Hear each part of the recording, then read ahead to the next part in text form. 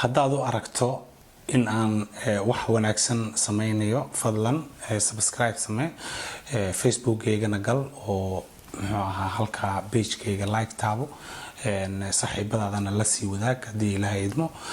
magacayga waxaa la yiraahdaa Yaasiin Cabdullaahi waxaan deganahay magaalada Göteborg ee dalka Sweden ayaamahan waxaa jiray hadallo la isla dhexmarayay waliba sawiraan arkay hadal kaliya ma dawladda ama safiirka Ingiriiska u fadhiya dalka Soomaaliya ayaa waxa uu taala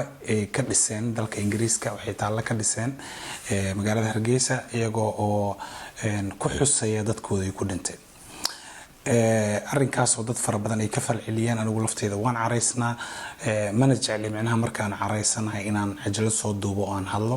anigoona ka baaraan degin oo aanan raadinin yani talaabadii aan qaadi lahaa iyo waliba sida aan u hadli lahaa waxaan isku dayay maaragtay inaan xoogaa yar oo xog ah aan soo ururiyo waxaan ka raali gelinayaa dadkiina daawanaya cajaldan inay xoogaa dheeraan doonto waxba qiimo ah keeni maysa haddii aan si kala googooyo taariikh fara badan oo aan jecelahay inaan dadkayga iyo aan la wadaago runtii waa wax laga xumaado in hoggaanka ama dadka siyaasiyiinta ah oo haldoorka ah in ay ka muuqdaan goobahaas oo kaleeto Ingiriisku wadanka isaga miskalaha Ingiriisku wadanka xoog buu ku yimid tusaale ahaan haddaan ku soo qaado askarta Mareykanka ah ee ku aasan Yurubta dhexdeeda xaq buu u leeyahay Mareykanka inuu intuu yimaado waliba taalo u dhiso waliba ay dadkana la xusaan sababtu waxay tahay hiilo ayuu ugu yimid inuu ka difaaco dadka cadawga markaas haystay oo si wada jir ah ayay Mareykankaas askarta ah iyo tusaale ahaan Faransiiska kaleeto ay si wada jir ah bay dagaalka u wada galeen meesha way ku wada dhinteen marka Faransiiska kaleeto wuxuu dareemayaa dambiile hadiisan uu ka qayb galin oo waliba uusan xusin laakiin annaga doorkeeyo kaas maaha annagu kaygu waa ka duwan yahay annagu waxaan nahay dad noola ama dawlad aan ahaan ama boqortooyo ama ahaan ama qabiiladeena aan ku faanino waxaan doonaan dhahno reer hebel baan haystay ama reer hebel baa haystay waxay doontaa haato waxaan ahayn dad dulman dad lagu soo duulay oo dhulkooda loogu yimid buu ahaa iyagu laftoodu way ka baaraan degeen sawirka uu muujinayo meesha aad buu foolxun yahay waxaan ku sheegayaa adiga walaalkay ah oo ay daawanaya ha u fikirin macnaha inaa anigu ama lid ku ahay maamulka Somaliland shakhsi baan ahay anigu fikir baan ka qabi karaa laakiin lid kuma ihi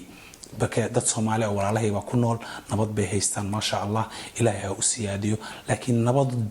nabadda meesha goobta ka jirta ma aha qarannimo inaad ku keeni kartid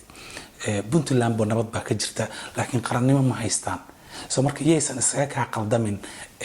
qarannimada iyo ilaalinta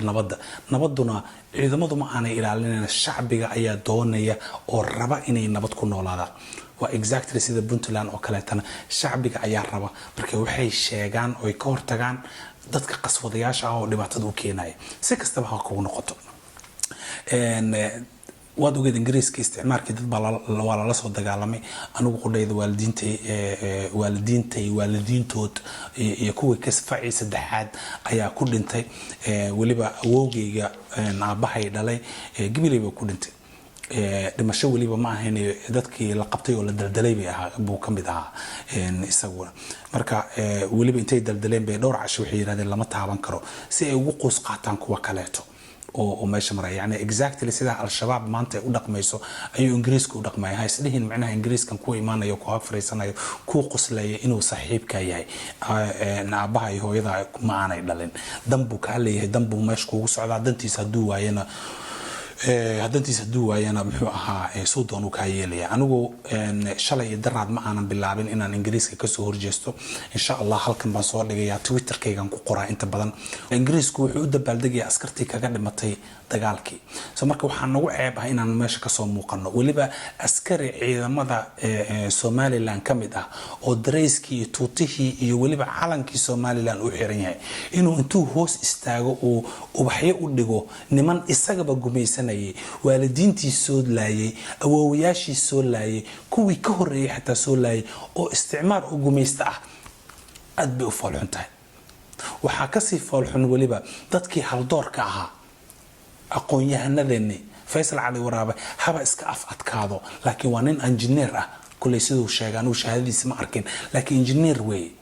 soo marka adigoo engineer ah oo aqoontaadu ay heerkaas ay gaartay in aad adoonsi iyo isticmaar aad ogolaato anigu ma garan karo wararka banaanada laga hadlayo nin weyn baan ahay ajalintan soo istaaga kuma hadli karo ma garanaysa laakiin anigu waxa siitay muxuu ahaa ma aqaan sidaasna ma aha si itiraaf loo raadiyo ma garanaysa sidaas ma aha si itiraaf loo raadiyo markaas dhowr mar baan maqlay muxuu ahaa dadka haldoorka ah oo ka hadlaya macnaha dawladahan waaweyn sida Ingiriiska oo kale hadday itiraafaan ma garanaysa adduunka intiisa kalena way itiraafayaan heerkaasiti gunnimo way bahdil way dadkani waa dadkii uu sayidka la dagaalamay waxay diideen yani ninkan Koofil gabayga Koofil wada jiitayo dunida joogeen adiga jidkii lagu maray jimci la'aaneed jahannam la geeyo hadad aqro jahad nimankii jannada la warbay jiray insha Allah jamiicooyinkii hadad jawhartii aragto gabaygu waa gabay dheer weeye oo uu yani qabka Soomaalinimo uu ku muujinayo marka adigoo qabkaasiti Soomaaliga ah haysto in aad isu hoos dhigto ma aha Koofil waxaa la dilay 1913 bay ahayd 1913 bay ahayd baa la dilay Ingiriisku wuu og yahay marka haddii uu dhihi lahaa 1901 dadka nooga dhintay ilaa iyo 1918 dadka nooga dhintay hadduu dhihi lahaa waa lagu kici lahaa laakiin ma uusan oranin wuxuu yiri 13 maadaama Koofil dilay oo sayidku uu og yahay inuu meel weyn naga taagan yahay sheekadii sayidka iyo sanadadii sayidka uu ka soo tagay 1914 baa darbiga ku qoran ilaa 18 halkan ba soo saaraya waan soo dhaweynaa insha Allah si aad u aragtaan halkan ba soo saaraya soo marka yani waa qidad weeye isla ninkan maanta uu safiirka ah oo meesha joogay Muqdisho markuu uu joogay wuxuu yiri yani isla calankii ajalad baan soo diray oo hadda ka hor oo YouTube-ka ku jirta haddaad rabto arkida wuxuu yiri isla calankii 1991 markaan qaxnay calankii aanu ka dejinay isla calankii baan meeshan saaray buu yiri maanta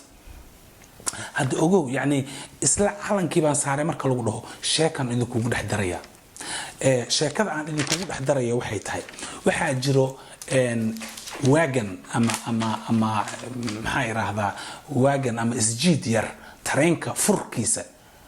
midka jiida ma aha midka dadku fadhiistaan qaybtaasiti oo waxa jirta hadda ka hor loo bixiyay champagne wagon-ku waa furkaasi timicnaha oo tareenka ah gudihiisa xafiis oo kale laga dhigay kuraasti baa la soo kala wareejiyay November 1918 markii Jarmalka laga adkaaday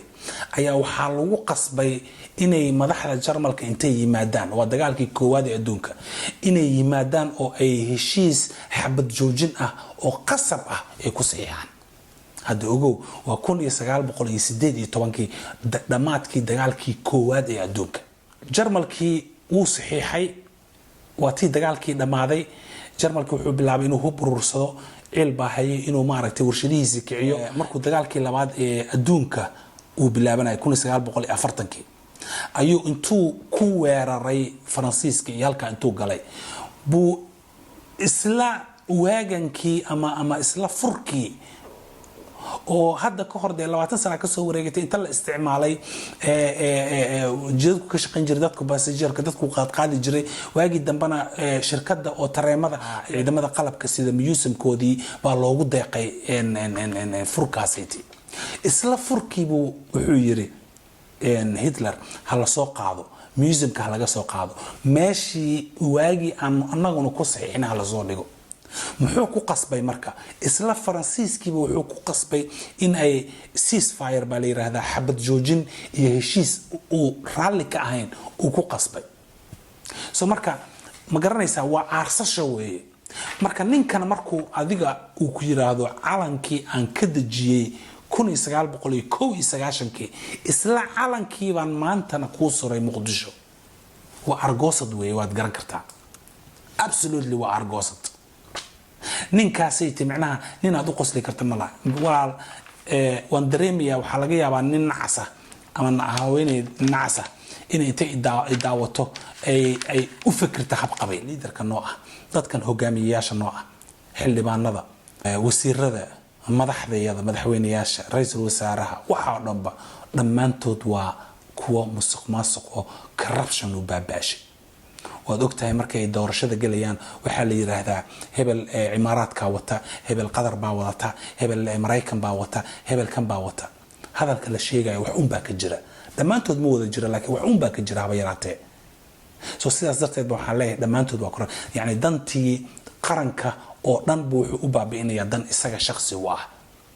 isla markaasay tana qolooyin buu qabiilka oo maskaxdoodii caqligooda uu liito ayuu ku shaqaysanaya wuxuu leeyahay war ninkan 4 sano fadhiya 4 sano u daayay war adigoo 20 jir ama 30 jir ah haddii 10 qof ay xilka madaxweynenimada soo qabato oo mid kastana la yiraahdo 4 sano ha loo daayo 10 oo min 4 ah de waa 40 hadda 20 jir ahaydna 60 bad tagaysa oo qabrigaad u sii dhawaatay ama sariir baad ku ururto ama waxa laga yaabaa cudur inuu ku qabtay hadda 30 jir ahaydna 70 jir baa tahayba ama maba noolid ama waa kana marka ma dantaadii iyo danti dalkaaga iyo dadkaaga iyo iba hatta caruurtaadii mustaqbalkooda waxaad u deynaysaa marka nin kaleeto oo qabiil kula qabiil ah dantiis miyaad u deynaysaa hadda ogow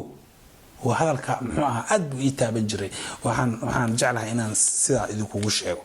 أنا وحان دريميا إنay عيب كتاهي دريسكا أسكاريغا سومالي لان oo calankii Soomaaliland halka ku wato oo qaran ba isku sheegaya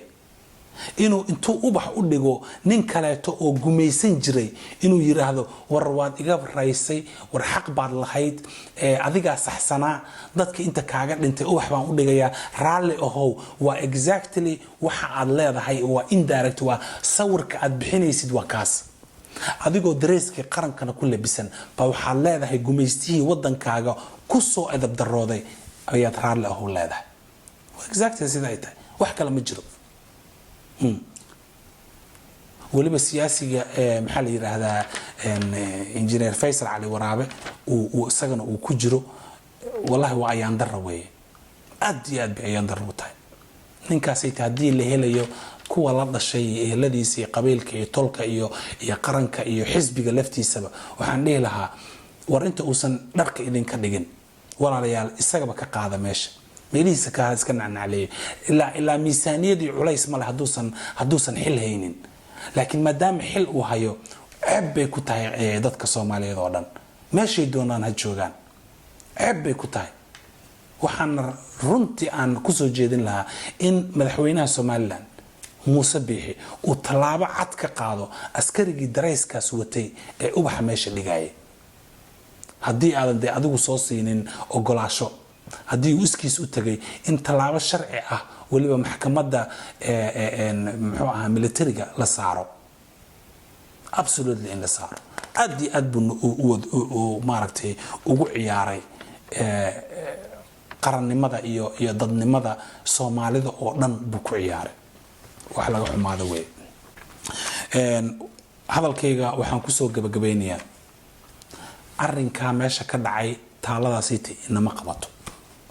anigu waxaan oran lahaa taaladaasi meesha laga burburiyo haddii aysan dawladda burburinina shacabo idinkuba burburiyo waa in ay raali gelin bixiyaan apologies inay bixiyaan way anigu siyaasi baan ahay wadankan Sweden baan deganahay laakiin anigu daba dhilif maahi